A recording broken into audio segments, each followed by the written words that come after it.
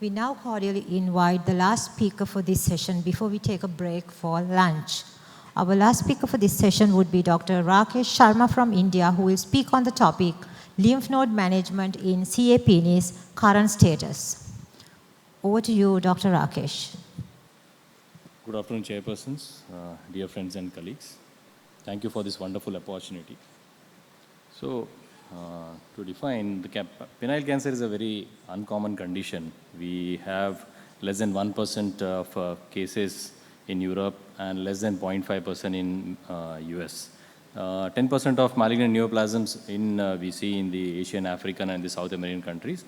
6 decade is the most common of presentation. There are no racial differences. And HPV cancers are the most common cancers what we see.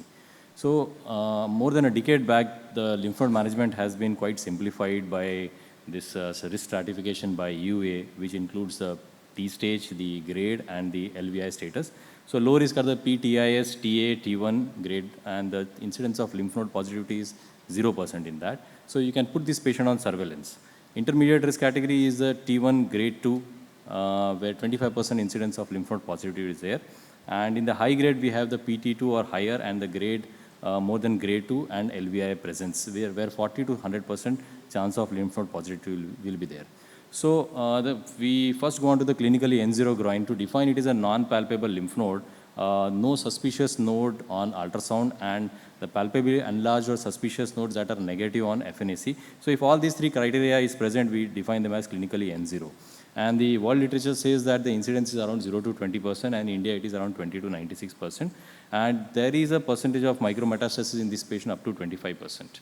So in the previous, when there used to be palpable enlarged lymph node, the older series said that around 30% of cases used to be having some infection in that. But the recent series says that around 70% of these palpable lymph nodes have 70% have micrometastasis.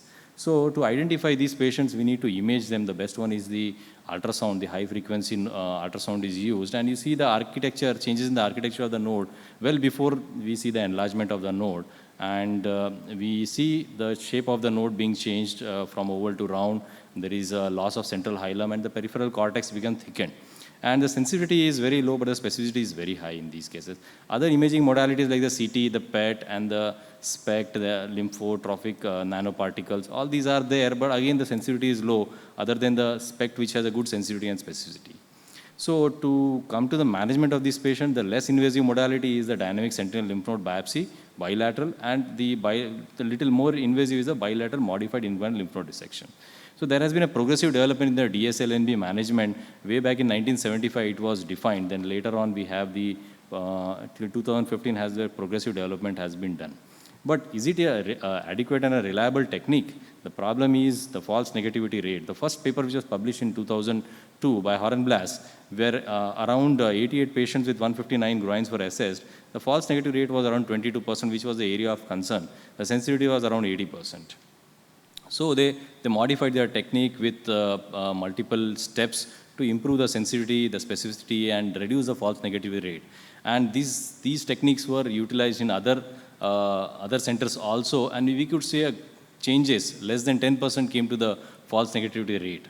We also published our article last year in 2022 in the Indian Journal of Surgical Oncology, where we took around 42 patients with 84 groins, and these was our sensitivity specificity around 100%, and the false negativity rate was 0%.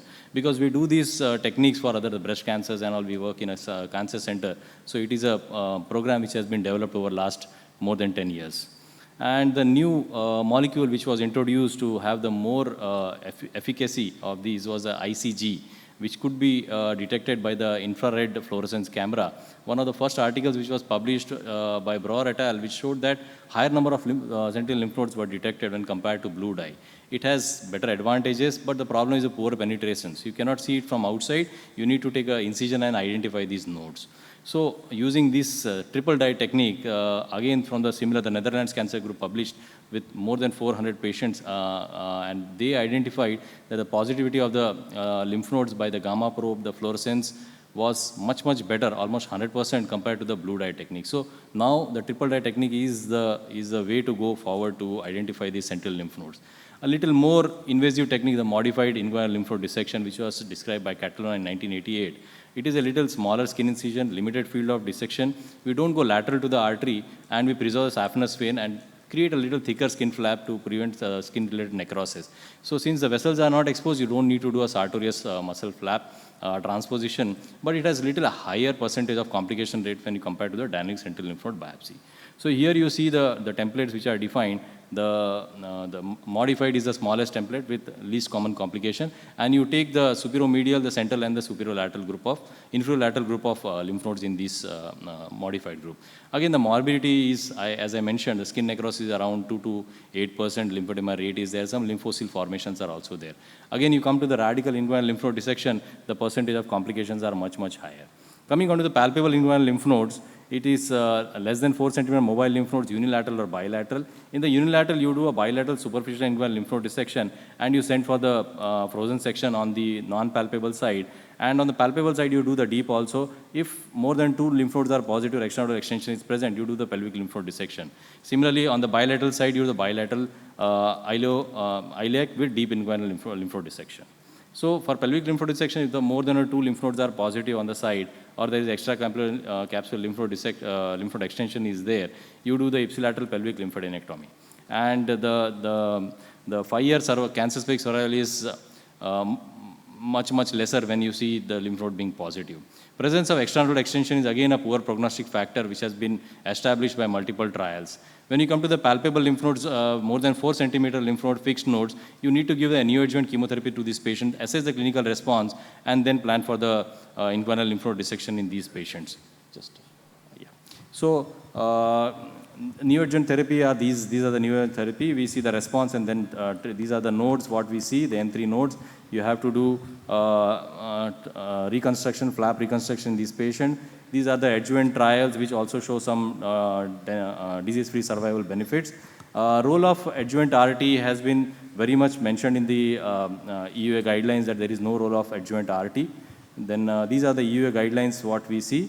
And coming on to the minimal invasive techniques, there is a video endoscopic and the R-wheel techniques have been mentioned. They have shown better advantages when compared to the open inguinal lymph node dissection, but still undergoing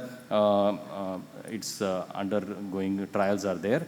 These are the follow-up techniques, and to take home, a risk-based approach has to be taken off, and if possible, dynamic sentinel lymph node biopsy or a modified inguinal lymph node dissection should be done whenever feasible. A good surgical principle should be maintained to have when we perform a groin node dissection. For palpable inguinal lymph node dissection, do a CT or MRI to identify the pelvic lymph nodes, and use of myocutaneous flap reconstruction whenever possible, primarily in doubt. Thank you very much.